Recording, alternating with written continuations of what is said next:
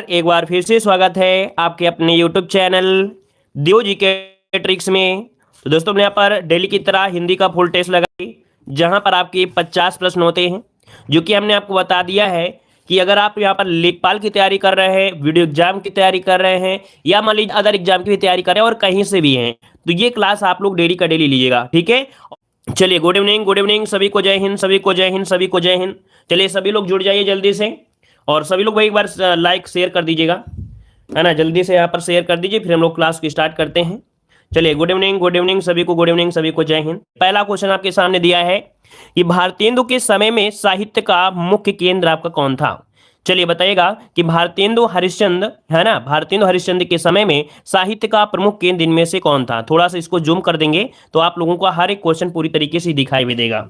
चलिए, good evening सभी को, गुड इवनिंग। चलिए बताइएगा इसका आंसर क्या हो जाएगा। तो देखिए, भारतेंदु के समय में साहित्य का जो मुख्य केंद्र था, ये था आपका कौन, काशी था। याद रखिए, काशी था, याद रखिए, मुख्य केंद्र था काशी था, ठीक है। तो इसका ऑप्शन हो जाएगा आपका सी नंबर। आगे बढ़ते हैं, क्वेश्चन आपसे अगला पूछा गया है, यहां पर दिया है कि भारत बारहमासा किसकी रचना है। भारत बारहमासा किसकी रचना है, यहां पर आंसर देना है। आपका सही जवाब इनमें से क्या हो जाएगा। चलिए सभी लोग जवाब देते हुए चलेंगे। यहां पर देखिए आपका जवाब इनमें से क्या हो जाएगा। भारत बारहमासा जो रचना है, यह है आपकी राधा कृष्ण दास की है। इसका आंसर हो जाएगा यहां पर ए नंबर है आपकी किसका हो जाएगा, राधा कृष्ण दास का है। ऑप्शन में आपका ए नंबर आपका राइट हो जाएगा। इसमें विरह प्रधान लोक संगीत है, अर्थात कि कैसा है, ये आपका विरह संबंधी दिखाया गया, अर्थात इसमें विरह संबंधी प्रावधान है, अर्थात विरह संबंधी दिखाया गया है, ठीक है। चलिए आगे बढ़ते हैं। क्वेश्चन आपसे अगला पूछा गया है, दिया गया है हम दीवानों की क्या हस्ती आज यहाँ कल वहां चले। इस पंक्ति जो पंक्ति है ये किस कवि की है। चलिए यहाँ पर जवाब दीजिए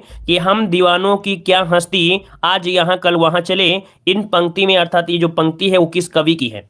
कई बार आपने पढ़ा भी होगा। चलिए काफी लोग यहाँ पर जवाब दे रहे हैं, तो देखिए आपका जवाब यहाँ पर सी नंबर। देखिए काफी लोग यहाँ पर सी दे रहे हैं और बिल्कुल जवाब भी सही है। यहाँ पर सी नंबर हो जाएगा भगवती चरण वर्मा, इसका राइट आंसर हो जाएगा भगवती चरण वर्मा हो जाएगा, ठीक है। जो कि आधुनिक युग के प्रमुख कवियों में से इनका एक स्थान आता है। आधुनिक युग के कवियों में भी आपके भगवती चरण वर्मा का नाम आता है, याद रखिए ऑप्शन सी हो जाएगा। आगे बढ़ते हैं, क्वेश्चन आपसे अगला पूछा गया है, ढूंढाही कहा जाता है। चलिए यहाँ पर देखिए, ढूंढाही कहा जाता है कौन सी बोली को कहा जाता है। अगर आपने स्पेशल चैप्टर वाइज वाली, है ना, अगर आपने क्लास नहीं देखा है तो आप देखना शुरू कर दीजिए, क्योंकि स्पेशल हमने यहाँ पर चला दिए है आपकी। देखिए 5 बजे हम आपको बता दें कि आप कहीं से भी हैं, यूपी से हो या बिहार से, उत्तराखंड से या राजस्थान या कहीं से भी हो, 5 बजे क्लास चलाई जाती है, जिसकी आपको नोटिफिकेशन नहीं मिल पाती है। इसीलिए आपको टेलीग्राम की लिंक दी गई है, तो उससे क्लिक करके हमारे टेलीग्राम से जुड़ जाइए, ताकि हर एक लिंक और जो जरूरी पीडीएफ है वो आपको मिलती रहे, ठीक है। ये क्लास अगर आप लेते रहेंगे 5 बजे वाली, तो समझिए कि आपको हिंदी पूरी तरीके से कंफर्म हो जाएगी, आने लगेगी, ठीक है। तो देखो यहाँ पर ढूंढाही कहा जाता है कौन सी, तो ऑप्शन ए नंबर पूर्वी राजस्थानी को ढूंढाही कहा जाता है। पूर्वी राजस्थानी को ढूंढाही के नाम से जानते हैं, और साथ में इसे जयपुरी के नाम से भी जानते हैं, याद रखिए इसे जयपुरी के नाम से भी जाना जाता है। तो ऑप्शन में आपका ए नंबर राइट हो जाएगा। क्लियर है। आगे बढ़ते हैं, क्वेश्चन आपसे अगला पूछा गया है कि तत्पुरुष समास में प्रधान होता है। तत्पुरुष समास में प्रधान होता है, तो देखो यहाँ पर पुरुष शब्द लास्ट में निकल के आ रहा है, अर्थात जो प्रधान इसमें क्या मेन है, यहाँ पर लास्ट में पुरुष शब्द आपका अच्छा है। अर्थात यहाँ पर कह सकते हैं कि जो अंतिम पद होता है, अर्थात जिसे उत्तर पद कहते हैं या दूसरा पद कहते हैं, ठीक है, उत्तर पद या दूसरा पद जब प्रधान होता है वो होता है आपका यहाँ पर तत्पुरुष समास। तो कि आंसर क्या हो जाएगा। देखिए काफी लोग आंसर दे रहे हैं ए नंबर, तो बिल्कुल सही जवाब आ गया है। लगभग जब सही है तो सही जवाब दोगे ही दोगे। यहाँ पर आंसर हो जाएगा दूसरा पद आपका प्रधान होता है, याद रखिएगा, ठीक है। चलिए, और देखिए पदों के बीच कारक चिन्ह भी होते हैं, याद रखिए। जो तत्पुरुष समास होती है इसमें क्या होते हैं, कारक चिन्हों का भी प्रयोग किया जाता है, वो भी 6 कारक चिन्हों का ही प्रयोग होता है आपके समास में। तो ऑप्शन क्या हो जाएगा, ए नंबर आपका राइट हो जाएगा। आगे बढ़ते हैं, क्वेश्चन आपसे अगला पूछा गया है, कह रहे निम्नलिखित में से अच किस शब्द का पर्यायवाची है। अच किस शब्द का पर्यायवाची है, अच किस शब्द का पर्यायवाची है। तो यहाँ पर आंसर क्या हो जाएगा। चलिए अच की अगर हम बात करते हैं तो आपका जवाब देख सकते हैं, काफी लोग यहाँ पर दे रहे हैं अंग। अंग नहीं होगा भाई, ये होगा सी नंबर, आंख का होगा, ठीक है। अच होता है किसके, आंख का पर्यायवाची होता है आंख, और आंख को हम लोग कहते हैं नयन, नेत्र, चक्षु, है ना, दृग, विलोचन, ये सब पर्यायवाची किसकी होती हैं, आंख की होती है, अर्थात आंख की होती है। नयन, नेत्र, चक्षु, दृग, विलोचन, ठीक है। चलिए आइए अगले क्वेश्चन को बढ़ते हैं। क्वेश्चन आपसे अगला पूछा गया है कि सत्याग्रह शब्द में कौन सा समास है। चलिए सत्याग्रह शब्द में जो समास है इनमें से कौन सा हो जाएगा सत्याग्रह। तो सबसे पहले इसे तोड़िए। अब इसे तोड़ेंगे तो क्या निकलेगा, सत्य के लिए आग्रह। क्या होगा भाई, सत्य के लिए आग्रह हो जाएगा। इसका मतलब ये हुआ कि जो के लिए है, के लिए शब्द जो निकला है किसमें होता है, आपके चतुर्थ या कह सकते हैं संप्रदान तत्पुरुष समास में। तो आपका आंसर क्या होगा, डी नंबर, तत्पुरुष समास का ये आपको उदाहरण है, तो ऑप्शन बन जाएगा यहां पर आपका डी नंबर हो जाएगा। क्लियर हो गया। चलिए आइए अगले क्वेश्चन को आते हैं। क्वेश्चन आपसे अगला पूछा गया है, अपकार का विलोम शब्द क्या होता है। अपकार का विलोम, देखो हमने आपको हमेशा बताया है कि अप होगा तो इसका उप जरूर बनेगा, लेकिन यहां पर दिया अपकार का विलोम तो क्या हो सकता है, उपकार, अपकार का उपकार। तो देखो यहां पर उपकार कहीं लिखा है, ऑप्शन सी आपका लिखा है।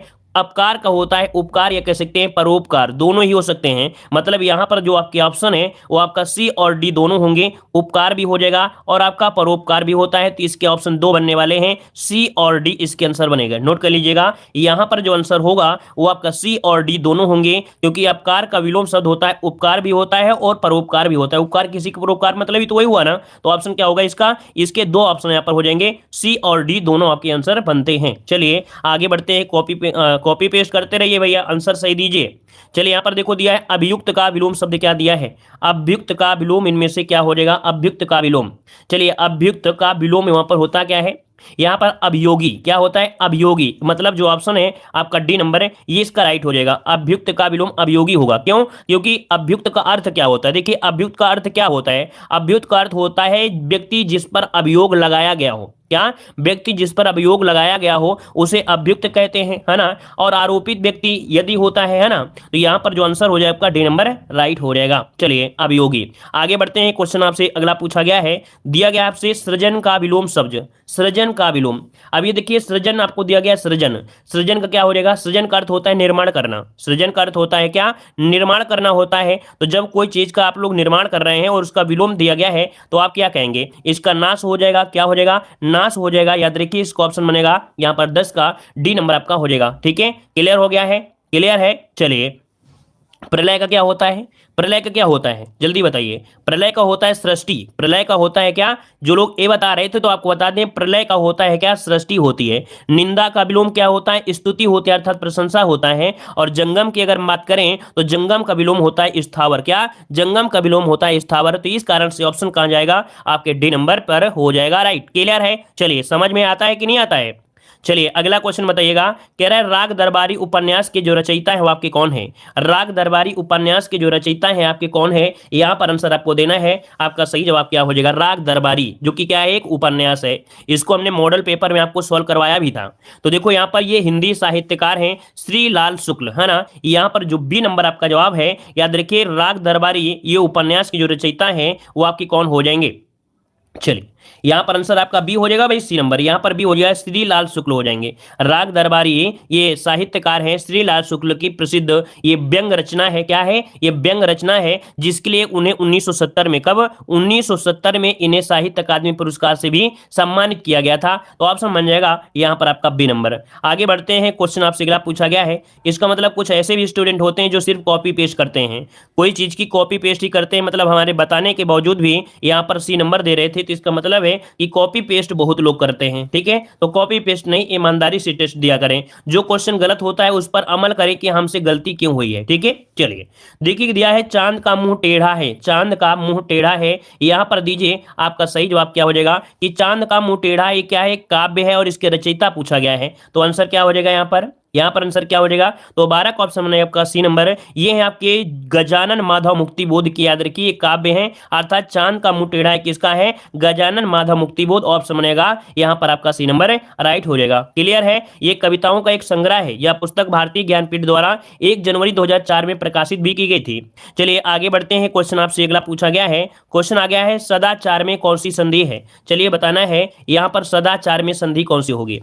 चलिए देखो हमने बताया था कि जब आप तोड़ेंगे, जब इसे तोड़ें और अगर वो व्यंजन में टूट जाए, अर्थात जब इसे तोड़ेंगे तो निकलेगा क्या, यहाँ पर दा का परिवर्तन उसी वर्ग के पहले वर्ण में होता है, अर्थात ता हो जाता है। अर्थात ये कह सकते हैं सत धन आचार, क्या निकलेगा, सत धन धन आचार, सत धन आचार हो गया। अब आप ये बताइए कि अगर यहाँ पर व्यंजन आया है इसका मतलब व्यंजन संधि होगा कि नहीं होगा, यहाँ पर ऑप्शन ए नंबर राइट हो जाएगा। रूल क्या होता है, रूल होता है, रूल क्या होता है, यहाँ पर रूल होता है कि किसी भी वर्ण का पहला वर्ण अगर का, चा, टा ता पा, अर्थात ये जो वर्ण होता है अगर इस वर्ण में आते हैं तो कोई भी अगर स्वर है या व्यंजन हो तो पहले वर्ण के स्थान पर तीसरा वर्ण आपका हो जाता है। अर्थात जैसे ता है तो ता का क्या हो जाएगा, ता का यहाँ पर गा हो जाएगा, चा का क्या हो जाएगा, जा हो जाएगा। ठीक है, तो इस प्रकार के तीसरे वर्ण में परिवर्तन हो जाता है। आगे बढ़ते हैं, क्वेश्चन आपसे अगला पूछा गया है, दिया गया है यहाँ पर क्वेश्चन कि तिरस्कार का संधिविच्छेद क्या हो जाएगा। यहाँ पर बताइए तिरस्कार का संधिविच्छेद क्या हो जाएगा। चलिए तिरस्कार, तीरा धन हो जाएगा क्या, यहाँ पर देखिए ऑप्शन जो बी नंबर आपका बिल्कुल सही है, तीरा हो जाएगा। अर्थात ये जो आधा सा है, आधा सा का ही यहाँ पर विसर्ग हुआ है, वो भी रूल के अकॉर्डिंग हुआ है, या विसर्ग संधि आपका आंसर हो जाएगा बी नंबर। क्लियर है। आगे बढ़ते हैं, क्वेश्चन आपसे अगला पूछा गया है, कह रहा है प्रत्युपकार का संधिविच्छेद क्या हो जाएगा। प्रत्युपकार का संधिविच्छेद इनमें से क्या हो जाएगा। प्रत्युपकार में यहाँ पर संधिविच्छेद क्या होगा 15 नंबर में। अगर आप थोड़ा बहुत अगर रूल देखे होंगे तो यहाँ पर देखिए क्या है आपका यण संधि है, मतलब यहाँ पर जो आपका आंसर होगा वो ए हो जाएगा, प्रतिधन उपकार हो जाएगा। क्या बनेगा, प्रतिधन उपकार हो जाएगा। इसका ऑप्शन बनेगा आपका ए नंबर। ठीक है, क्योंकि ई और बड़ी ई के बाद कोई क्या है, भिन्न स्वर है ना, भिन्न स्वर आए तो ई और बड़ी के स्थान पर क्या होता है, या हो जाता है। तो इस कारण से ऑप्शन क्या हो गया, ए नंबर यहाँ पर राइट हो गया। चलिए आगे बढ़ते हैं, क्वेश्चन आपसे अगला पूछा गया है, दिया गया है क्वेश्चन कि सूक्ति का सही संधिविच्छेद क्या होता है। सूक्ति का सही संधिविच्छेद इनमें से क्या हो जाएगा। चलिए जल्दी से बताइए, सूक्ति का जो संधिविच्छेद बनेगा वो इनमें से क्या हो जाएगा। चलिए सूक्ति का संधिविच्छेद इनमें से होता है क्या, ऑप्शन सी हो जाएगा सुधन उक्ति। कौन सा छोटा सु होता है, याद रखिए ऑप्शन सी हो जाएगा सुधन उक्ति। इसका आंसर हो जाएगा सी नंबर, यहाँ पर राइट हो जाएगा। ठीक है, चलिए अब यहाँ पर रूल क्या होता है भाई, इसमें से छोटा ऊ यहाँ पर निकालेंगे, यहाँ पर छोटा ऊ निकाल लेंगे तो क्या निकल के आ जाएगा, बड़ा ऊ निकल के आ जाएगा। सिंपल सी बात है। चलिए यहाँ पर दीर्घ संधि है, याद रखिए कौन सी संधि है, दीर्घ संधि, क्योंकि यहाँ पर निकल के आया है बड़ा ऊ। आगे बढ़ते हैं, क्वेश्चन आपसे अगला पूछा गया है कि प्रयोग में लाने योग्य के लिए शब्द क्या होता है। प्रयोग में लाने योग्य के लिए शब्द इनमें से क्या हो जाएगा। चलिए 17 नंबर में प्रयोग में लाने के लिए शब्द होता है प्रयोजनीय। क्या होता है, प्रयोजनीय होता है। याद रखिए इसका ऑप्शन जो कि काफी लोग यहाँ पर भी दे रहे हैं, तो बिल्कुल सही जवाब है, प्रयोग में लाने योग्य के लिए बोलते हैं प्रयोजनीय बोलते हैं, ऑप्शन बी हो जाएगा। आगे बढ़ते हैं, क्वेश्चन आपसे अगला पूछा गया है, यहाँ पर दिया गया है पृथ्वी के 3 ओर पानी वाला स्थान क्या कहलाता है। अब ये तो भाई आपको ज्योग्राफी में पढ़ाया गया है। हमने बताया था कि ज्ञान ऐसी चीज है जिसका यूज कहीं ना कहीं किया जा सकता है। जरूरी नहीं कि वो ज्ञान आपके सरकारी जॉब के लिए हो, वो ज्ञान हो सकता है प्राइवेट जॉब के लिए, वो ज्ञान हो सकता है अपने पेट पालने के लिए, वो ज्ञान हो सकता है जीवन में अपना नाम कमाने के लिए। तो याद रखिए यहाँ पर हिंदी जरूरी नहीं कि हिंदी ज्योग्राफी में हो या ज्योग्राफी हिंदी में हो, कहीं भी मिल सकता है कोई भी क्वेश्चन। तो देखिए पृथ्वी के 3 ओर पानी वाला जो स्थान होता है उसे क्या कहते हैं, उसे बोलते हैं प्रायद्वीप बोलते हैं। जैसे कि आपका भारत है और इस भारत में क्या है 3 ओर से पानी, तो इसे क्या बोलते हैं, प्रायद्वीप बोलते हैं। द्वीप क्या होता है, जो कोई भी आपका खाली मतलब कोई जगह है इसके चारों तरफ अगर पानी भरा होता है उसे हम द्वीप कहते हैं। ठीक है, और महाद्वीप एक विशाल खंड होता है। आगे बढ़ते हैं, क्वेश्चन आपसे अगला पूछा गया है, क्या आपसे निम्नलिखित में से कौन सही वर्तनी वाला शब्द आपको बताना है कि निम्नलिखित में से सही वर्तनी वाला शब्द इनमें से कौन सा हो जाएगा 19 नंबर में। यहाँ पर बताइए कौन सी आपकी है। यहाँ पर विलक्षण जो लिखा जाएगा वो किस प्रकार से लिखा जाएगा। विलक्षण बहुत जल्दी आपका नजर जाना चाहिए, ऐसे क्वेश्चन में नजर वहीं जाना चाहिए जहां पर आपकी सही है या कह सकते हैं गलत पर फोकस किया गया है।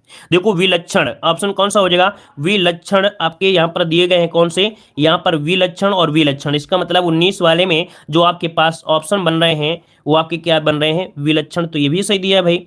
यहाँ पर ये तो गलत हो गया है, ये गलत हो गया है, लेकिन यहाँ पर देखिए जो आपका बी वाला ए वाला है और जो आपका कौन सा है सी वाला वो सेम लग रहे हैं ना। यहाँ पर आपके दो आपके इसके आंसर याद रखिए, यहाँ पर ए और सी आपके दोनों ही वर्तनी सही है क्योंकि आपके सेम लिखे गए हैं। चलिए आगे बढ़ते हैं, क्वेश्चन आपसे अगला पूछा गया है, दिया गया निम्नलिखित रूपों में से सही वर्तनी शब्द आपको बताना है, सही जवाब इनमें से क्या हो जाएगा।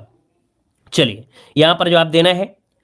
17 वाले में भाई आपको क्या प्रॉब्लम है, 17 वाले में है प्रयोग में लाने योग के लिए होता है प्रयोजनीय होता है। 17 वाले क्वेश्चन में कि प्रयोग में लाने के लिए जो योग होता है अर्थात प्रयोग में लाने योग के लिए प्रयोजनीय बोलते हैं। ठीक है, चलिए यहाँ पर बताइए, कह रहे सही वर्तनी आपसे पूछा गया है, सही वर्तनी इनमें से क्या हो जाएगा। सही वर्तनी देखा जाए तो आपके 20 वाले में दिया गया है क्या, साहकार दिया है और साहित्यकार दिया है। अब आप बताइए कि यहाँ पर आंसर क्या हो सकता है 20 वाले में।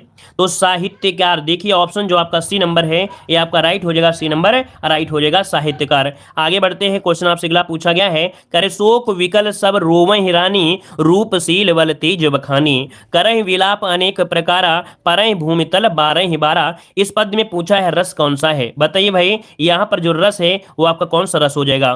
तो देखो इस में कर सकते हैं कोई वस्तु की हानि होती है या अनिष्ट होता है या जो प्री का विचार वे होता है, यहाँ पर क्या होगा, सी नंबर करुण रस हो जाएगा, जो कि आपको हमेशा पढ़ाया गया है। ऑप्शन सी हो जाएगा करुण रस, राइट हो जाएगा। चलिए आगे बढ़ते हैं। क्वेश्चन आपसे अगला पूछा गया है, निम्नलिखित में से कौन सा मात्रिक छंद है। जहां पर मात्राओं की गणना होती है उसे हम लोग मात्रिक छंद कहते हैं। तो 22 का ऑप्शन क्या हो जाएगा, यहां पर बताइए क्या हो जाएगा। चलिए कुछ लोग तो ऐसे होते हैं जिनको शायद सुनाई भी नहीं देते हैं। भाई यहाँ पर हमने बता दिया है कि यहाँ पर जो हमने बताया उसका मतलब ही होता है प्रयोग में लाने के लिए, बस उसका मतलब ही होता है प्रयोजनी। अब इसमें मतलब क्या, वही तो इसका मतलब ही दिया है कि उसका मतलब क्या होता है। अब बताओ इसी क्वेश्चन में पीछे पड़े हो, उसका मतलब ही वही होता है, अब इसमें क्या बताया जाए। चलिए यहाँ पर बताइए, कह रहे निम्नलिखित में से कौन सा मात्रिक छंद है 22 नंबर में।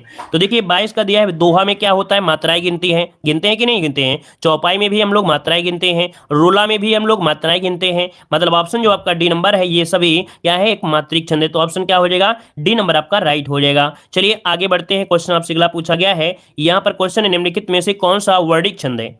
अब देखिए बताइए वर्णिक छंद, इसके पहले मात्रिक छंद पूछा गया था, यहाँ पर पूछा गया है वर्णिक छंद। तो चलिए दोहा जो होता है कैसा होता है, मात्रा वाला होता है। चौपाई में मात्रा गिनते हैं, है ना। यहाँ पर रोला में भी मात्राएं गिनते हैं, लेकिन यहाँ पर जो दिया गया है सवैया, क्या दिया है, सवैया।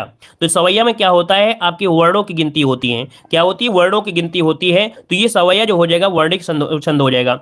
इसका अतिरिक्त देखा जाए आपका इंद वज्रा, उपेंद्र वज्रा, घनाक्षरी या कवित, ये सभी क्या होते हैं, वर्णिक छंद होते हैं। चलिए आगे बढ़ते हैं। क्वेश्चन आपसे अगला पूछा गया है, यहाँ पर दिया है तू रूप है किरण में, सौंदर्य है सुमन में, तू प्राण है पवन में, विस्तार है गगन में, उपरोक्त में से अलंकार आपको बताना है। आपका सही जवाब इनमें से क्या हो जाएगा 24 नंबर में। अगर आपने अलंकार का वीडियो नहीं देखा है तो आप लोग जरूर देख लीजिएगा कि हमने बताया था कि जब एक ही चीज हो, क्या, जब एक ही चीज हो उसको अलग अलग तरीके से बताया जाए, जब उसे अलग अलग तरीके से बताया जाए तो उसका अलंकार क्या होता है, उसे कहते हैं उल्लेख अलंकार। क्या होता है, उल्लेख अलंकार होता है। अतिशयोक्त नहीं कहना है।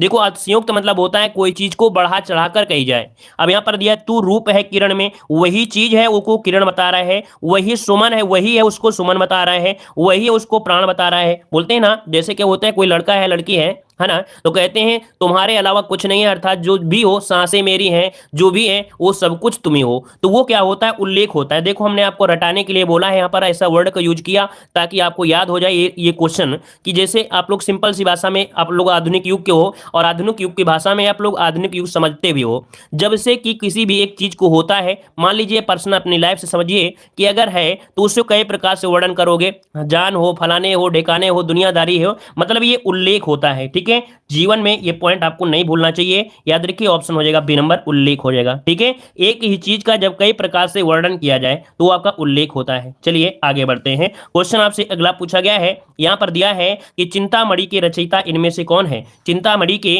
रचयिता इनमें से कौन हो जाएंगे, तो चलिए ऑप्शन लॉक करना है चिंतामणि, आचार्य रामचंद्र शुक्ल। आपने बहुत बार पढ़ा होगा, यहाँ पर देखिए रचना आपने पहली बार नहीं पढ़ा, ये हमें लगता है कि हाई स्कूल में जब थे तो आपको हाई स्कूल में यहाँ पर रामचंद्र की शुक्ल की किन्हीं दो रचनाओं का वर्णन करिए, ये क्वेश्चन आपने पढ़ा होगा। अर्थात यहाँ पर 25 का जो ऑप्शन हो जाएगा सी हो जाएगा रामचंद्र शुक्ल, इसका जवाब राइट हो जाएगा। ठीक है, हिंदी के निबंधकार अर्थात समालोचन ग्रंथ के रूप में जाना जाता है। आगे बढ़ते हैं। क्वेश्चन आपसे अगला पूछा गया है, यहाँ पर दिया है बादल का तत्सम रूप क्या होता है।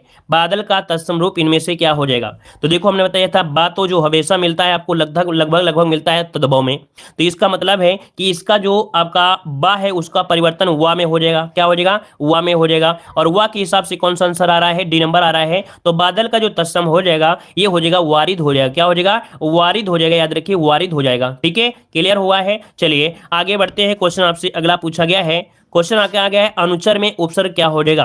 अनुचर में उपसर्ग इनमें से क्या हो सकता है। चलिए अनुचर में जो उपसर्ग है आपका कौन सा है। तो देखो अगर इसे आप तोड़ेंगे पहले बात तो क्या निकलेगा, अनु निकलेगा, जो कि बिल्कुल सिंपल सा जवाब है, ऑप्शन आपका सी नंबर हो जाएगा। इसमें जो चर है क्या हो जाएगा, मूल शब्द जो आपका है मूल शब्द हो जाएगा, वो आपका चर हो जाएगा। आगे बढ़ते हैं। क्वेश्चन आपसे अगला पूछा गया है कि अधीश में कौन सा उपसर्ग है। अधीश में कौन सा उपसर्ग होगा। चलिए सभी लोग यहाँ पर जवाब देते हुए चलेंगे। तो चलिए 28 नंबर में, तो देखो यहाँ पर अधीश, अर्थात इसको अगर हम तोड़ेंगे तो एक शब्द निकलेगा अधि। क्या निकलेगा, अधि निकलेगा। जब हमने यहाँ पर अध निकाला तो इसका मतलब है कि बड़ी ई आपकी आ रही थी, इसका मतलब है बड़ी ई ही जो कि आपका आंसर क्या हो जाएगा, उपसर्ग दिया है तो आपका आंसर आपका बी हो जाएगा, अध इसका उपसर्ग निकल कर आ जाएगा। क्लियर है। मूल शब्द इसका जो आपका है वो क्या है, मूल शब्द इसका है ईस। क्या है, मूल शब्द जो इसका है ईस है और उपसर्ग आपका है अध, हो जाएगा बी नंबर। चलिए आगे बढ़ते हैं। क्वेश्चन आपसे अगला पूछा गया है कि क्रिया के जिस रूप में कर्ता के अनुसार लिंग परिवर्तन नहीं होता है उसे यहां पर, अच्छा देखिए, हाँ देखो दिया गया है कि क्रिया के जिस रूप में कर्ता के अनुसार लिंग परिवर्तन नहीं होता है वो आपका क्या होता है, यहाँ पर 29 नंबर में क्रिया के, यहाँ पर देखिए जो आंसर आपका डी है अज्ञातात्मक रूप या अज्ञार्थक रूप, कि क्रिया के रूप में कर्ता लिंग परिवर्तन नहीं होता है। जैसे मान लो हम एक उदाहरण आपको बताते हैं, तुम पढ़ो, क्या उदाहरण है, तुम पढ़ो, तुम पढ़ो, क्योंकि ऐसे समझ में आएगा नहीं क्वेश्चन। देखो तुम पढ़ो, ये किसके लिए बात हो रहा है, लड़की के लिए, ठीक है। या अगला दिया गया है तुम पढ़ो, यहां पर लड़की के लिए कर दिया जाए तो कोई क्या परिवर्तन हो रहा है, क्या नहीं हो रहा है। एक आज्ञा दी जा रही है, चाहे वो लड़का हो चाहे लड़की हो, इसमें कोई भी परिवर्तन नहीं होगा। हमारे हिसाब से आप लोग ये पॉइंट समझ गए हैं कि यहां पर अगर लड़की हो जाए तो भी यही शब्द कहोगे, लड़का हो जाए तो भी कहोगे, और क्या है जब पढ़ने की बात हो रही है तो क्या हो रही है, आज्ञा हो रही है। उम्मीद है ये पॉइंट समझ गए होंगे सभी लोग, ठीक है। चलिए आगे बढ़ते हैं। क्वेश्चन आपसे अगला पूछा गया है, दिया गया निम्नलिखित में से कौन सा शब्द हिंदी उपसर्ग आपका युक्त है। चलिए हिंदी उपसर्ग युक्त है, अर्थात इसमें से आपसे पूछा है हिंदी जो आपकी है वो आपकी कौन से उपसर्ग में आपका लगा हुआ है। 30 नंबर में देखिए, यहां पर 30 नंबर में आप देखेंगे कौन से पॉइंट में, ये जो आपका दिया गया है बी नंबर उन, है ना, इसमें उपसर्ग कौन सा निकलेगा, यहां पर निकलेगा जो उपसर्ग निकलेगा वो आपका उन उपसर्ग निकलेगा, जो कि ये हिंदी उपसर्ग है। क्या, ये हिंदी उपसर्ग है। उन का मतलब होता है कम, उन का मतलब क्या होता है, कम होता है। याद रखिए उन का मतलब होता है कम, अर्थात एक कम, एक कम मतलब क्या होता है, 49 होता है ना। एक कम 50 मतलब क्या हो गया, 49 हो गया कि नहीं, तो इसका मतलब हो गया 49 मतलब हो गया एक कम 50, ठीक है। तो ये हिंदी उपसर्ग हो गया। आगे बढ़ते हैं। क्वेश्चन आपसे अगला पूछा गया है, कह रहे पल्लव की रचयिता कौन है। आपको हिंदी साहित्य में हमने आपको लगभग सब चीज पढ़ा दिया है, तो देखिए आपका दिया है पल्लव के रचयिता इनमें से कौन हो जाएंगे। चलिए पल्लव की अगर हम बात करते हैं तो आंसर इनमें से क्या हो जाएगा, महादेव वर्मा हो जाएगा क्या। तो देखिए आपका जवाब हो जाएगा सुमित्रानंद पंत। याद रखिए इसको ऑप्शन बनेगा आपका ये नंबर, पल्लव की जो रचयिता है वो आपके सुमित्रानंदन पंत आपका हो जाएगा राइट, ठीक है। चलिए आगे बढ़ते हैं। क्वेश्चन आपसे अगला पूछा गया है, दिया गया है दास का पर्यायवाची नहीं है, दास का पर्यायवाची नहीं है। देख सकते हैं इस समय जो भी सीरीज चल रही है सब में नए क्वेश्चन आपको मिल रहे हैं, तो भाई पूरा टेस्ट लगाया करें, ठीक है, पूरा टेस्ट लगाएं। अगर कुछ सोच के अगर आपने वीडियो में आए हैं तो कुछ ज्ञान लेके जरूर जाइएगा, है ना, ऐसे क्या मतलब है। तो देखिए यहाँ पर दिया गया दास का पर्यायवाची नहीं है, तो देखिए दास मतलब होता है सेवक, दास मतलब होता है भृत्य, दास मतलब होता है चाकर, लेकिन यहाँ पर जो दिया गया है परतंत्री, क्या दिया गया है यहाँ पर सी नंबर आपका परतंत्री, ये दास का पर्यायवाची नहीं होता है, याद रखिएगा, ठीक है, याद रखिएगा ये दास का नहीं होता है। अगले बढ़ते हैं। क्वेश्चन आपसे अगला पूछा गया है, कह रहे दानव का पर्यायवाची क्या होता है, दानव का पर्यायवाची इनमें से बताइए क्या हो जाएगा, दानव का पर्यायवाची इनमें से क्या है। चलिए दानव की अगर हम बात करते हैं तो देखो दानव को हम लोग असुर कहते हैं, दानव को हम लोग धनुष कहते हैं, है ना, दानव को हम लोग राक्षस भी कहते हैं। मतलब आपका जो ऑप्शन हो जाएगा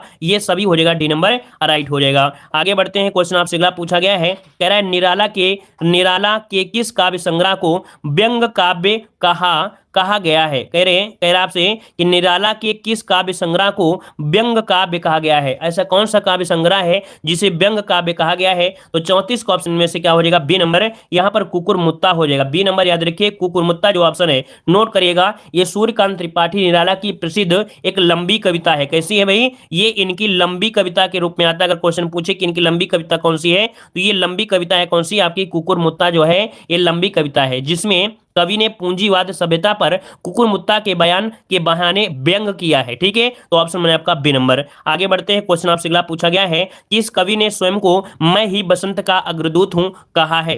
किस कवि ने स्वयं को मैं ही बसंत का अग्रदूत ये कहा है, किसने कहा है।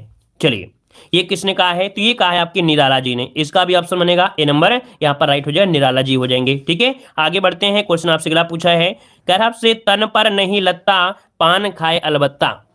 चलिए 36 नंबर में, तन पर नहीं लगता पान खाए अलबत्ता, ऐसा बहुत आप लोगों ने देखा होगा, जो नशेड़ी होते हैं, दारूबाज होते हैं, उनकी कपड़ा हो चाहे ना हो, बनियान पहने टहलते रहेंगे, है ना, लेकिन पान मसाला दारू ये तो चलता ही रहेगा, सिगरेट, है ना। तो यहाँ पर क्या होता है, 36 का ऑप्शन क्या हो जाएगा कि झूठा दिखावा करना। यहाँ पर आंसर जो आपका है डी नंबर आपका राइट हो जाएगा कि तन पर नहीं लगता पान खाया अलबत्ता, ऑप्शन हो जाएगा डी नंबर राइट हो जाएगा। आगे बढ़ते हैं, क्वेश्चन आपसे अगला पूछा गया है, कह रहा है अपना हाथ जगन्नाथ मोहरे का अर्थ बताना है। आपका सही जवाब क्या हो जाएगा, चलिए 37 नंबर में। चलिए, अपना हाथ जगन्नाथ मतलब क्या होता है कि अपना काम स्वयं ही कर लेना, अर्थात यहाँ पर दिया गया है कि अपने हाथ से किया काम अच्छा लगता है, ऐसा तो नहीं है। यहाँ पर देखिए बी नंबर, स्वावलंबी व्यक्ति ही सुखी होता है। स्वावलंबी व्यक्ति क्या होता है, सुखी होता है, अर्थात जो अपने पैर पर खड़ा होता है, अपने पैर पे खड़े होकर, है ना, तो उसे बोलते हैं स्वावलंबी। तो इसका मतलब ऑप्शन बी नंबर राइट हो जाएगा। आगे बढ़ते हैं, क्वेश्चन आपसे अगला पूछा गया है, क्वेश्चन आपसे दिया गया है निम्नलिखित में से कौन सा रूढ़ शब्द है। रूढ़ शब्द वो शब्द होते हैं जिनका खंडन नहीं कर सकते हैं, और अगर खंडन भी हो जाता है तो उनका अर्थ नहीं निकलता है, ठीक है, तो उनको बोलते हैं रूढ़ शब्द। अब आप बताइए यहां पर 38 वाले में कि मलमल में अगर तोड़ेंगे तो दो दो वर्णों को कुछ ना कुछ निकल सकता है, लेकिन यहां पर देखिए लाल जो दिया है, अगर तोड़ेंगे ना तो इसका अर्थ निकलेगा तो ना तो इसका निकलेगा, लेकिन अगर पलंग वाले में कुछ ना कुछ तोड़ेंगे, है ना, तो कुछ ना कुछ एक पॉइंट अर्थ इसका निकलेगा। इस कारण से क्या है, यहां पर बी नंबर जो आपका है ये रूढ़ आपका हो जाएगा, रूढ़ हो जाएगा। क्लियर है। आगे बढ़ते हैं, कुछ देखिए यहाँ पर अगला क्वेश्चन दिया गया है, देखिए जैसे अगर आपको दिमाग में लाल, तो लाल में ला और ला खंडों का कोई अर्थ आपका नहीं है, ठीक है। आगे बढ़ते हैं, क्वेश्चन आपसे अगला पूछा गया है, कह रहे निम्नलिखित में से कौन सा रूढ़ शब्द आपका है, कौन सा रूढ़ शब्द आपका दिया गया है 39 नंबर में।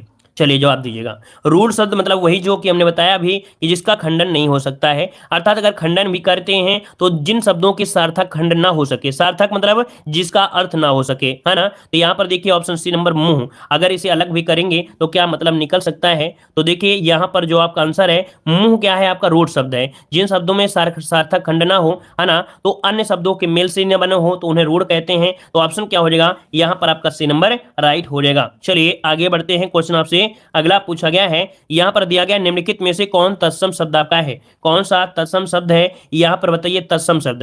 तत्सम शब्द में हमने आपको बताया था कि ये जो त्रा शब्द आपका है, क्या जो त्रा शब्द है, कहीं ना कहीं यहां पर जो आंसर है वो आपका सी नंबर त्रा, आपका ऑप्शन राइट हो जाएगा। त्रा मतलब गोत्र जो आपका है, सी नंबर गोत्र जो आपका है, ठीक है। आगे बढ़ते हैं, क्वेश्चन आपसे अगला पूछा गया है, क्वेश्चन दिया गया है यहाँ पर निम्नलिखित में से कौन सा तत्सम शब्द आपका है, कौन सा तत्सम शब्द है, यहां पर आंसर लॉक करिएगा। अब देखिए यहां पर आंसर क्या हो सकता है, अगर तुक्का भी मारेंगे तो आप तुक्का मार सकते हैं, कैसे, यहां पर तरा लिखा है, हमने बताया था जो आपके संयुक्त व्यंजन होते हैं छत्रज्ञ, है ना, तो तरा दोनों शब्द आपका मिल गया है, तो ऑप्शन क्या हो जाएगा, पी नंबर यहाँ पर राइट हो जाएगा। जो नक्षत्र है क्या है आपका तत्सम है। अच्छा इसका तद्भव होता क्या है, इसका तद्भव होता है नखत, क्या होता है, नखत होता है इसका जो तद्भव होता है, ठीक है, तो इस कारण से ऑप्शन बनेगा आपका बी नंबर। आगे बढ़ते हैं, क्वेश्चन आपसे अगला पूछा गया है, दिया गया है प्रश्न संख्या आपको दिया गया है, शुद्ध वाक्य को चयन करना है, और शुद्ध वाक्य की अगर हम बात करते हैं तो चलिए चयन कर दीजिए जल्दी से, यहाँ पर शुद्ध वाक्य इनमें से कौन सा सही हो जाएगा।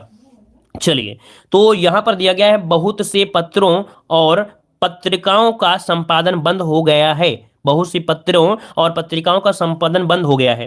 देखो यहाँ पर देखो प्रकाशन होना चाहिए, जैसे कि बहुत से पत्र और पत्रिकाओं का प्रकाशन बंद हो गया है, ठीक है। यहाँ पर अथवा शब्द लगाया है जो कि गलत नहीं, गलत है आपका। यहाँ पर सी नंबर जो आपका दिया गया है ये राइट हो जाएगा कि बहुत से पत्र और पत्रिकाओं का संपादन बंद हो, सॉरी प्रकाशन क्या हो गया है, बंद हो गया है, तो ऑप्शन सी नंबर राइट हो जाएगा। आगे बढ़ते हैं, क्वेश्चन आपसे अगला पूछा गया है, यहाँ पर भी आपको शुद्ध वाक्य ही चुनना है। भारत में अनेक जाति हैं, देखो ये जात क्या सही लिखा है, क्या ये जात क्या सही लिखा है, तो गलत लिखा है। अनेकों सभी प्रयोग करते नहीं है, अनेकों का भी प्रयोग करते नहीं है, मतलब ऑप्शन जो सी नंबर दिया है वो राइट हो जाएगा कि भारत में अनेक जातियां हैं, जो कि बिल्कुल सही जवाब आपका हो जाएगा। आगे बढ़ते हैं, क्वेश्चन आपसे अगला पूछा गया है कि डॉक्टर रावरी भरद्वाज को किस भाषा में अपने उत्कृष्ट साहित्य योगदान के लिए ज्ञानपीठ पुरस्कार चुना गया था। यहाँ पर देखो नाम दिया है डॉक्टर रावरी भरद्वाज, इसका जो आपका आंसर हो जाएगा वो हो जाएगा आपका बी नंबर। याद रखिए ये है आपकी तेलुगु के लिए, डॉक्टर रावरी भरद्वाज को यहाँ पर तेलुगु भाषा के लिए साहित्य अकादमी पुरस्कार, सॉरी ज्ञानपीठ पुरस्कार के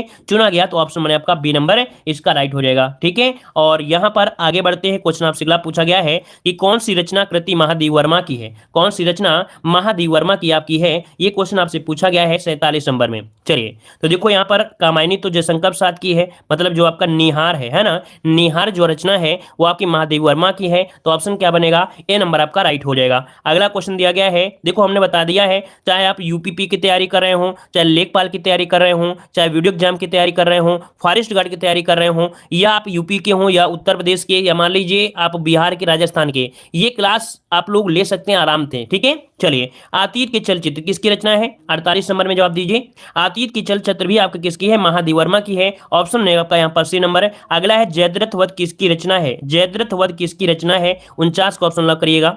तो देखिए जयद्रथ वध जो आपकी रचना है वो किसकी है? यहाँ पर देखिए मैथिली शरणगुप्त की है। किसकी? मैथिली शरणगुप्त की है। तो इसको ऑप्शन में आपका ए नंबर है। अगला क्वेश्चन आपसे दिया गया है, देवदास उपन्यास पर 3 बार फिल्म बन चुकी है।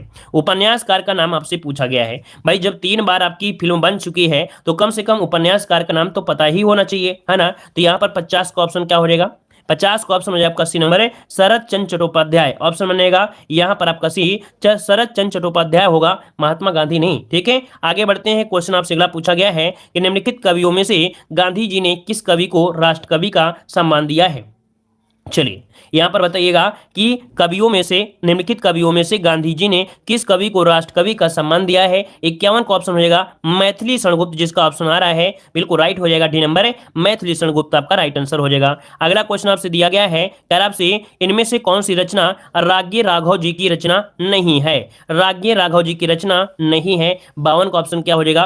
तो देखो देवदासी भी है, अधूरी मूरत भी है, साम्राज्य का वैभव है, लेकिन जीवन के पहलू ये राज्ञ राघव की नहीं है। इसका ऑप्शन क्या हो जाएगा? यहाँ पर बी नंबर हो जाएगा। अगला क्वेश्चन दिया है, लज्जा किस लेखक या लेखिका की कृति है? लज्जा किस लेखक या लेखिका की कृति है? यहाँ पर आंसर आपको कमेंट बॉक्स में कमेंट करना है इस क्वेश्चन का। ठीक है, धन्यवाद, जय हिंद, वंदे मातरम, सभी को गुड नाइट, टेक केयर।